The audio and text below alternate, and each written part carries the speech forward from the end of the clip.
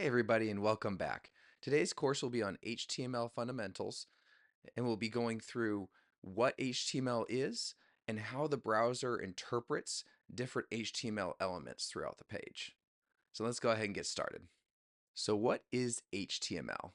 HTML stands for Hypertext Markup Language, and it's basically the building blocks of a website.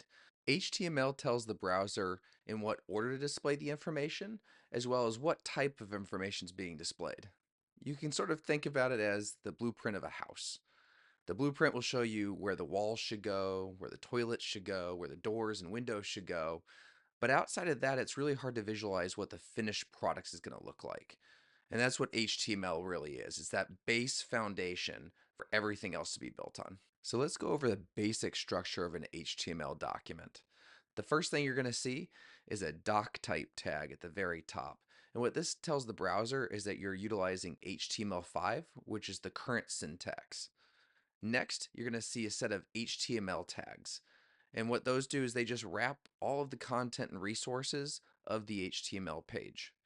Inside the HTML tags, you have two main tags. The first one being the head tag, and inside the head tag is where all of your document's resources are linked to.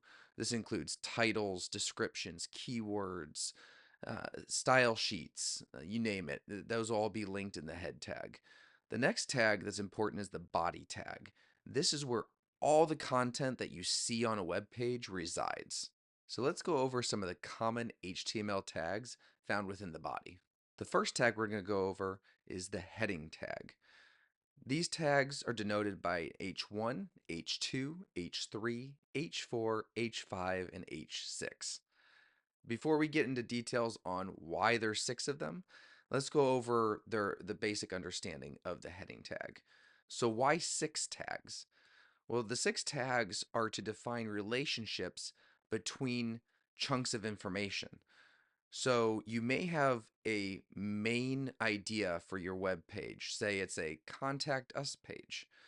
But then part of the way down, you may have a section for business hours and a section for address.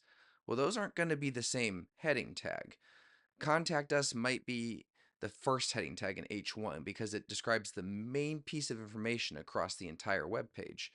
But then you may use an H2 for your business hours and your address because those are subcomponents of your contact us page. Now, just because there are 6 heading tags doesn't mean you need to use all of them all the time. There are some rules around heading tags that you should follow. The first one being an H1 tag can only be used once on a single web page. Now H2 through H6, those can be used multiple times per page, but they should be used appropriately. So an H2 would be used next after the H1 as a subheading for the page for a main topic. And then you have H3 that should come after an H2 if that is a subheading of that H2. The next tag we're going to review is the anchor tag. This is denoted by an A. Anchor tags are super important because they're how we natively link information between web pages and websites. There are 3 main attributes that are included with pretty much every anchor tag. Those are the href, target, and download attributes.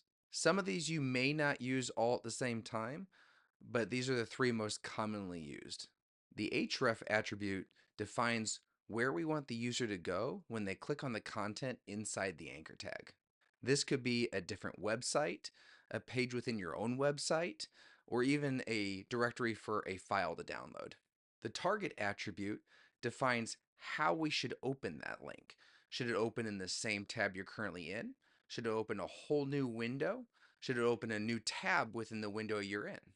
If the download attribute is present on the anchor tag, this tells the browser instead of navigating to the link in the href, it's to download instead. The next tag is the paragraph tag. This is denoted by a P. The paragraph tag typically appears beneath heading tags. Typically, you would see this similar to how you see it in a book. You have a title for each chapter, And then below the title, you have paragraphs of information that you can read. Well, that's the same with the paragraph tag. That's your detailed information about the title or the subject. Next is the image tag. This is denoted by an IMG. Like the title suggests, image tags specifically help us display images on the web browser. There are two main attributes to an image tag: the source and the alternative text. The source attribute defines the directory where the image file is saved on the website. The alternative text attribute has two main purposes. The first purpose is to define the text that should be displayed if the image can't be viewed.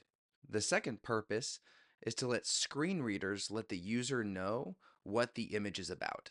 The final tag we're going to go over today is the division tag, or div, D-I-V for short. The div tags are the basic building block of an HTML page. They can be used for anything, be used anywhere, and really have no limits. That being said, we still want to use div tags sparingly, at least at first, because we want to use the tags that have a purpose behind them if we can.